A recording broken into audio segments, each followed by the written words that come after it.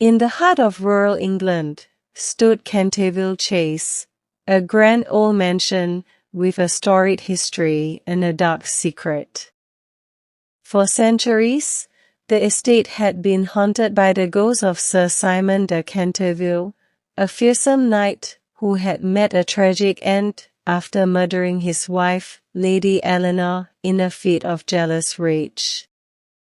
The legend of Sir Simon's ghost had become a staple of local folklore, with tales of his restless spirit haunting the halls of Canterville Chase, terrifying all who dared to enter. But when the Otis family, a wealthy American clan, purchased the mansion, they brought with them a new kind of fearlessness that would challenge Sir Simon in ways he had never imagined. Mr. Hiram B. Otis, a no-nonsense businessman, along with his wife Lucretia and their 4 children, arrived at Canterville Chase with little regard for the rumors of hauntings that surrounded the estate. Armed with the latest American gadgets and a healthy dose of skepticism, the Otis family was determined to prove that ghosts were nothing more than superstition. From the moment they set foot in the mansion, the Otis family made it clear that they would not be intimidated by Sir Simon's ghostly antics. When the chandeliers rattled and the portraits flew off the walls, they responded with laughter and practical jokes, much to the ghost's frustration. But try as he might, Sir Simon could not scare the Otis family away. His chains clanked, his moans echoed through the halls, and yet the Americans remained unfazed, treating his ghostly appearances as little more than amusing diversions. As the days turned into weeks, Sir Simon grew increasingly desperate to reclaim his former glory and drive the intruders from Canterville Chase. He tried every trick in the ghostly handbook, from haunting the bedrooms to rattling the kitchen pots and pans, but nothing seemed to work against the indomitable spirit of the Otis family. In a last-ditch effort to scare away the Americans, Sir Simon devised a plan to stage a terrifying midnight spectacle in the library, complete with ghostly apparitions and spine-chilling wails.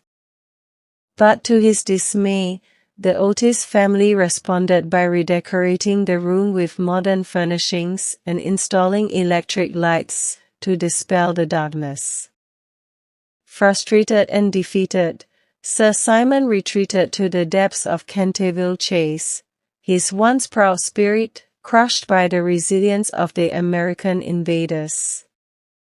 But amidst the chaos and laughter, there was one member of the Otis family who saw beyond the ghostly facade. Virginia, the eldest daughter of the Otis family, possessed a gentle heart and a keen intuition that allowed her to see the pain behind Sir Simon's spectral mask. Despite her family's skepticism, she reached out to the ghost with compassion, offering him the one thing he had longed for centuries: forgiveness.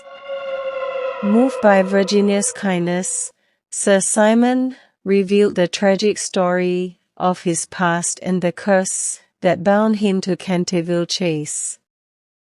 He spoke of his love for Lady Eleanor and the regret that had plagued him in the afterlife, longing for release from his tortured existence.